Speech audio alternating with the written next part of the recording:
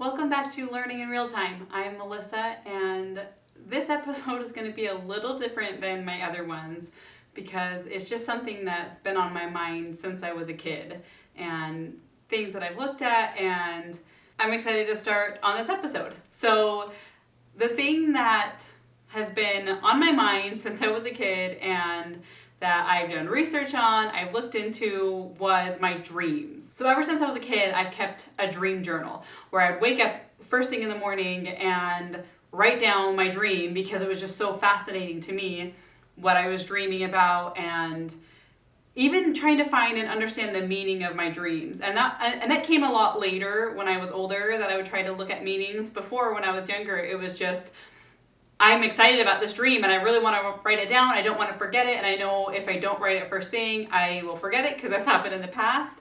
So that's where the dream journal came from, was just trying to not forget my dreams. And then the meaning and the interpretation came on later when I would look at it and say, this is just interesting about how I dream. And this is interesting about what I even dream about. And when talking to my husband after I got married, it even turned into, I dream way different than he does, and the way that our dreams look and the way that they look and the way that they are just different. And so it was just fascinating to me to start looking into that and then looking into my dreams and to say, how is it that I dream so differently than my husband does? So I just want to briefly start out by sharing the way that I dream. And most of the time I'm in my dream, and it's like, and it's not even like a movie, but it's where I've created this entire other world or this entire other society that I am now a part of. And I'm not just one person, I'm not just me in the dream, I'm a person, and usually it's not even me. I'm not even, like, I don't look the same, I don't act the same or anything. It's me, I'm this character almost in my dream, and then I can also go and switch. Okay, now I'm this other character in the dream, and now I'm this other person. And then sometimes it's like I'm far away and I'm looking at all of this as it's going on from an outside perspective, while at the same time being that person or one of these few people in the dream that I am. So I can switch perspectives from people, do third person point of view, I guess, as if you're thinking about a story or a movie. And not only that, but it's that I know REM sleep isn't very long. I mean, it's just, a few minutes to 10 minutes, whatever length it is. Yet in my dreams, it's like it's been days sometimes, and weeks sometimes, and months even sometimes, of living in this other world that my brain and mind have created as I'm dreaming. So it's just been fascinating to say, I'm in this other world, and so when I wake up sometimes I'm like, hey, I want to go back to this world that I just left, because it feels like this is a part of me, this is who I was. And in the moment when I'm dreaming, obviously it's not till I wake up that I notice that it's not real, but as I was dreaming, and just after waking up even, it's like, okay, this isn't real, that wasn't real, that didn't happen. And then I write it down because I felt so vivid and so real as I was dreaming it. And so I wanted to share this with you because last night I had a dream, and it was a terrible dream. It was this was one of the dreams that I wouldn't have wanted to go back into. But this is what started all of this, is that my oldest son was on a staircase, and it was like a spiraling staircase up, and then, had a big drop in the middle, like 40 feet or whatever it was. And he was balancing on the railing, and then I saw him over there, so I reach out to like say, hey, get off that, don't get on the staircase. And then as I reached out, as I was, saying don't do that, it startled him, and the startling is what made him lose his balance, and he fell 40 feet, and then it was a whole thing in my dream. I was paralyzed, and then I ran down to him. There was blood everywhere. His head was smashed. It was a terrible, terrible dream. But that's what got me thinking into this as I woke up, and that it felt so real. And it was in where I woke up in the middle of the night and felt like, okay, my heart was racing. I have to calm it down. I had to stop thinking about it because it was like, no, this isn't anxiety. This isn't real. So that's when it got me thinking about this dream episode for today. And so that was one of my dreams that was more that I wouldn't want to go back to, obviously. So then I had a dream where I remember it so vividly, even though it was years ago. And it was where they had these seeds, and robots, they planted the seeds, and from what grew from the seeds was robots. And the robots were different, and they served different purposes and everything, depending on what seed and what kind of seed was planted. And no robot had ever been the same. And we were living up in this massive island, up in like outer space, where it was just a floating island. I mean, you could see the, dirt and branch follicles, coming down from the island, even though it was this massive island, and there was a bunch of them, and you would get to the different islands through these spaceships and things. So none of the robots had ever been the same, except then there was these sisters, which I was one of the sister robots that became identical. And so the scientists were trying to capture my sister in there, even though I could also see the outside perspective. They were trying to capture my sister. And then I go and I try to save her. I know how I can save her. So I go on the spaceship, and they're running. I mean, there's a whole lot more to it, and honestly, it's like I could remember very detailed, which I'm not going to do here. I try to tell my husband sometimes in the mornings my details and every single little detail of it, and I know sometimes he doesn't always like listening to them. They're not as fascinating to him, me retelling the story, than they are me living, not the story, but my dream, than they are of me living in my dream and vividly seeing exactly what's happening. So sparing you from that I basically go and I try to save her. I'm in this big spaceship, and then we go off, and there was other people that joined us, and so we leave the planet, and there's all this black tar that's coming in, like this big cloud of like black tar stuff. So that's coming in, and then they had to gather it and be able to use that black tar in order to grow the robot seeds. So as they were doing that, we go through it and we get some on the spaceship and everything, and then we go and we fly away into this other island that's not a part of all these groups of island, but a different one. We go inside, there's a big cave, there's a bunch of talking wolves, and they try to attack us. There's a whole lot more that goes into it. We basically feed them some food that puts them to sleep. And then we go past the cave, through the cave with these other people, with my sister, into this back part of the cave that it's all locked door. We get in there before the wolves wake up, try to almost, grab us as we shut the door. And then I become this other character who is this old lady's been in there. Then there's a whole story I have of her in my mind of, she's creating the seamstress stuff. She's creating all of these gowns and all of these things. And she's also trying to figure out what the black tar actually is and how these seeds grow from the robot seeds. So we go through her. She has this thing which is actually, I'm her at the same time, that she is creating this, and she's able to, trying to understand how this works and is going to help us. And then I wake up. But that's my dream, where I create this entire world, this entire stakes, this entire other universe, and that it goes through these steps, and there's a plot to it, there's all of these things, and that's the way that my mind works and how I dream.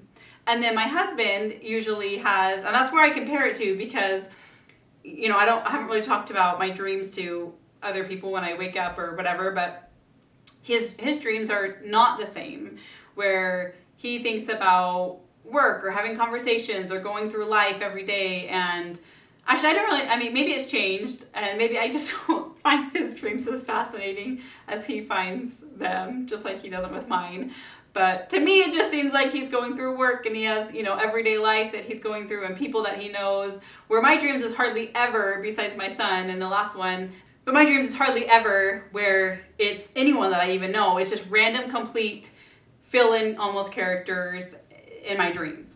So then it's like I wake up and I not only want to write it down, I not only half the time want to go back and escape back into my dream to either finish it, finish it, quote, because I don't know if you ever finish a dream because it's a dream, but I wanted to go back and, live back in my world, and that I miss most of the time what my mind creates and want to escape to it. But that it does feel so real. And so then I want to explore not only why it feels so real in your dream, and also most of the time it's like, is there any interpretation of this? Why does my mind do this? Why does it, and there goes into dream interpretation of, does this mean something, or, what is it? So I want to talk about first a little bit is I know that there's some science behind it, and they've been able to study and research and do all these things, but a lot of it is still unknown with dreams because of the way that the dreams are structured and the way that it is, that it's hard to scientifically understand exactly how dreams work or what they are. But I know that in the research that I've done over the years and years of trying to understand my own dreams and to say, hey, why are they so much different than my husband's way of dreaming, is that just like I talked about in the last episode of being so tired and how that there's a disconnection between the prefrontal cortex, which is the logical thinking, the operations, the ones that you think step by step, the processing of things, and then there's the amygdala, which is the more emotional center, which also I put in a show note for my last episode, but I just wanted to say here is that in teenagers, it's just that the amygdala is more fully developed than the prefrontal cortex. It's not that the amygdala is bigger, it's just that it's more developed in teenagers because it develops faster than the prefrontal cortex, which doesn't develop until your mid-20s. So that's the correction from last episode, which I put in the show notes, but in case you don't read that, that's a correction. That's why I'm learning in real time. But it's that the prefrontal cortex while you're dreaming is also less dim. Is also dimmer. Not less dim, but it's dim. It dims while you're dreaming. And then the amygdala kind of takes over. So that's why things in your dream that don't make sense, that you are in one spot, you open a door and you're in a completely different spot, or you're talking in one, area and then all of a sudden you're in a completely different area where it's not logical because that would never happen. And yet in your dream, it feels completely normal because of the way that your prefrontal cortex has dimmed, and that logic, all of that center that it regulates isn't there all the way, and then your amygdala takes over which is the emotional part, the imagination, all of that kicks in as you're dreaming. And so that's why things that wouldn't seem logical, when you wake up, you're like, I don't even understand why I didn't see that or that didn't happen, because the amygdala kicks in. And that's why you kind of don't question anything that's happening in your dream. You're like, oh yeah, that's completely normal, this here from here, and you don't even question it, you don't even think about it as you're dreaming, because the amygdala is what is kind of running and takes over the emotional part as you're dreaming. And that's why it feels so completely real. Just like we talked about I talked about last week, as you're tired, and that it can feel like, you go from one small thought of, this grocery list to an extreme of I'm a terrible mom, and it feels so real because of the psychological concept that your stress and the anxiety of that event makes it seem real. And yet the same thing is with dreaming, is because your amygdala is lit up, I guess, or what takes over is that it does feel real in the moment. And that's why you can wake up and say, oh, sometimes it's like you have to kind of wake yourself up or get out of that dream state to say, no, this is reality. Then your prefrontal cortex gets activated and, doesn't dim. It is fully online, I guess you could say, that then says, oh, no, there's no way that could happen. That's not real. I was dreaming. So as I was exploring this, is that the thought of, okay, your brain doesn't stop and shut down while you're dreaming. It keeps going. It keeps processing things just as it does in real life and when you're awake, I guess. Not real life, but as you're awake and alert, that your brain processes things and you do go through life and you go through these steps. The same thing is, your brain is doing the same thing while you're dreaming or while you're sleeping, and that shows up in your dreams. So it keeps processing and connecting and making meaning of whatever it is that's in your life right then, just without the filter of reality almost. And so that's where your brain can create an entire world sometimes about what it is you're trying to process in the moment. Is one interpretation and one thought on it. Because it doesn't feel like your dreams are random, but that they are a part of you. And that's why, for me, when I was exploring this, to say, this seems like my dream, and what I'm dreaming, and the way that I dream is kind of the same way that I think when I'm awake.